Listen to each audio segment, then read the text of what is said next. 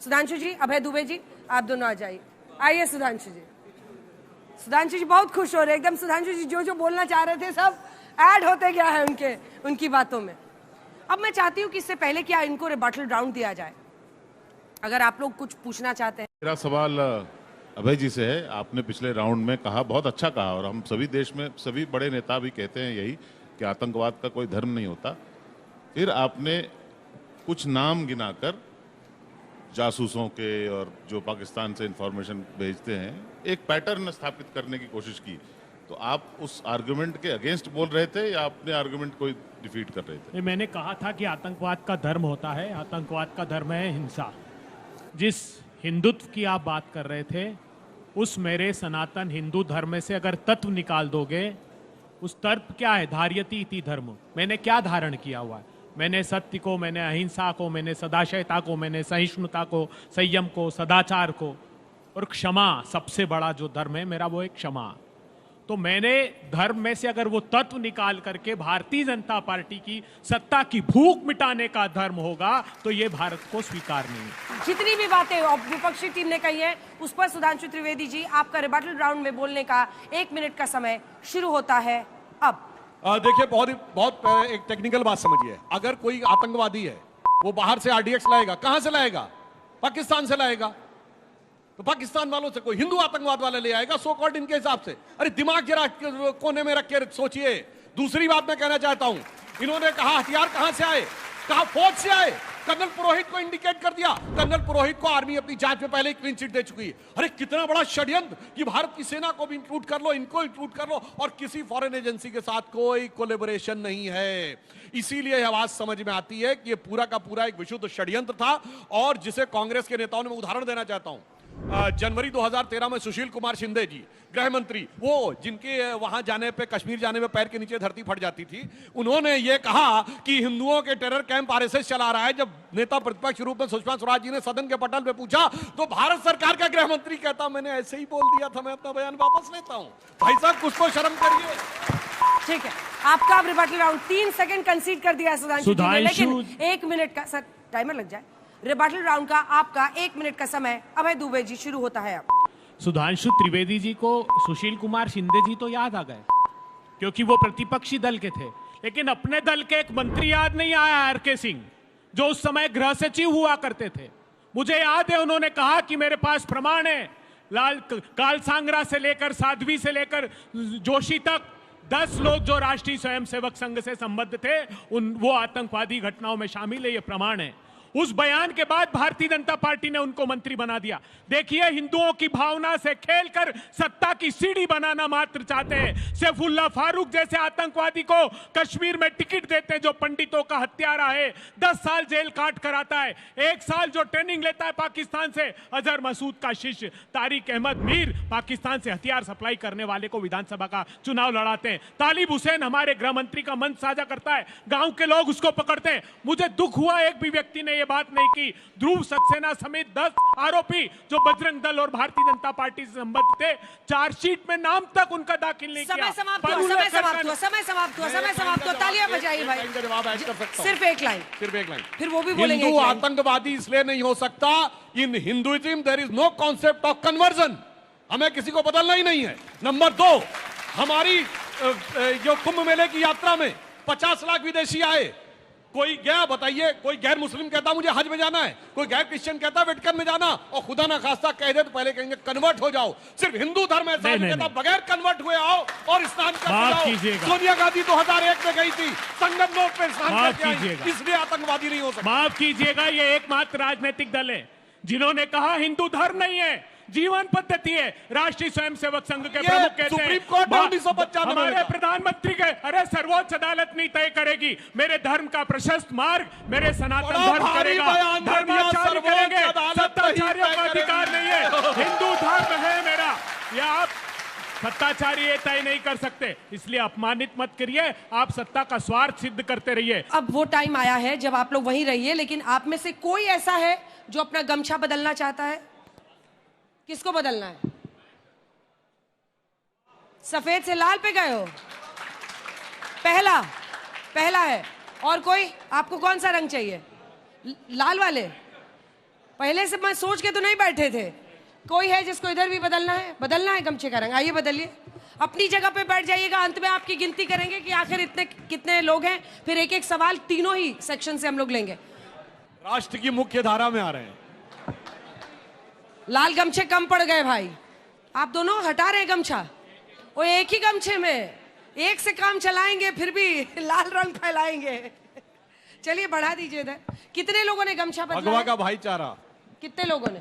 1 2 3 4 5 6 7 8 9। भाई अभी तो आप लोग आगे चल रहे हैं, आपकी टीम आगे चल रही है। आपने सबसे बड़ी पोचिंग तो दुबे जी की कर ली है। आज दुबे जी ने बिल्कुल जो मूल अंतरात्मा की पूरा आवाज, नाम बोलिए जो भाई, कंफ्यूजन श्रद्धेय होगा। बाला साहब ठाकरे जी का- आनंद दुबे जी। हाँ, आनंद दुबे जी को आनंद आया, सुधांशु जी। परुलेकर का नाम नहीं लिया, ध्रुव सक्सेना का नाम लेने से बचते रहे, आरके सिंह का नाम नहीं लिया। अरे वो साहब, इस पर चाहते हैं भी आप लोग प्रकाश- लड़िए, क्यों इस लड़ पर रहे भी- हैं? इस नहीं, टॉपिक नहीं, पे नहीं। रहने दीजिए। अरे हमको छोड़िए। नहीं, हम नहीं सवाल लेते चाहते। हैं तीनों से। इस हिस्से से किसको सवाल पूछना है? हम हिंदू मुस्लिम की राजनीति कब तक करते रहेंगे? चलिए जवाब दीजिए।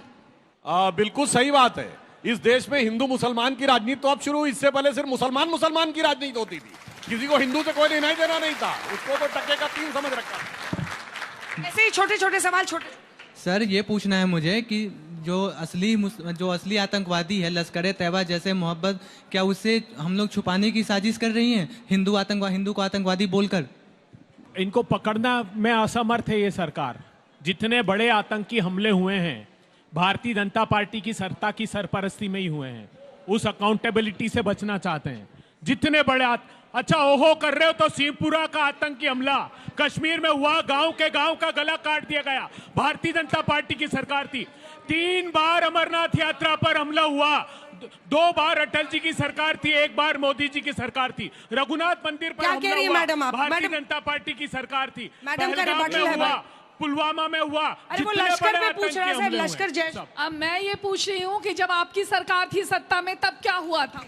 नहीं सुनिए, इनकी सरकार जब सत्ता में अब एक थी, सवाल इस वो हिस्से से, जानते क्या जल्दी हुआ? से। अंजना जी, फिर अंजना वोटिंग जी, का टाइम अंजना जी है। एक लाइन। इनकी सरकार सत्ता में थी तो दिल्ली में धमाके, मुंबई, जयपुर, अरे नागपुर, पार्लियामेंट पे गुवाहाटी, हुए, अक्षरधाम पे हुए, सब जगह चलती ट्रेन में अक्षरधाम धमाके, पे हुए, चलती बस में पार्लियामेंट धमाके। पे हुए, और रघुनाथ हमारी मंदिर सरकार पर में हुए। गृह एक मंत्री के बाद अमित एक। शाह जी ने बोला और कि वही पुलवामा दिखा के जो रहे लोग मारे आतंकवाद गए, का भूत, सर, आपने जिन्होंने मिनट में छोड़ा बोलिए अजहर मसूद, अरे अजहर भाई। मसूद को छोड़कर आए सुनिए, गृह मंत्री जी ने क्या शब्द बोला? फिर रोज गृह वाली मंत्री जी डिबेट ने बन कहा जाएगी। कि इनकाउंटर में जब वो मारे गए, बहुत से लोगों ने मुझे देश से लिखकर कहा था कि जब भी उन काउंटर में मारे जाएं तो सर पर ही गोली पड़नी चाहिए। और गृह मंत्री अमित शाह जी ने कहा तीनों के सर पर ही गोली अरे पड़ी जो है, क्योंकि आतंकवादियों सर पे को गोली टिकट मारी गई देते थी। हैं, और ये वो लोग क्या सर किस मुंह से झुका बात देते करेंगे? थे आगे आके। हुजूर आलम है आप साहब, आइए हुजूर आला, कार्यालय में यासीन मलिक आकर तारिक बात करिए, हुसैन, जो तारिक एयरपोर्ट पे अहमद कितने मीर, अधिकारियों को गोली मारी। सैफुल्लाह बस फारूक, बस ताली बजा दीजिए एक बार, सब चुप हो बांग्लादेशी। जाएंगे। चलिए सुधांशु जी सुधांशु जी आपसे सवाल। मेरा सवाल आपसे है, जितने लोग भी बरी हुए हैं, अगर ये लोग निर्दोष हैं तो आखिर इसका गुनहगार कौन है? 2015 में जो इसकी सरकारी वकील थी रोहिणी सालियन, उन्होंने एक इंटरव्यू में अपने कहा था कि सरकार एनआईए के द्वारा दबाव बना रही है कि इस केस को थोड़ा हल्का लिया जाए। गो और रोहिणी सालियान सुनिए, सर, ना उस समय नेहरू जी की सरकार थी ना इंदिरा जी की सरकार थी, आपकी सरकार थी केंद्र में भी और महाराष्ट्र में। जवाब दीजिए। अब 2 बातें बताता हूं। रोहिणी सालियान बहुत गजब की वकील थी।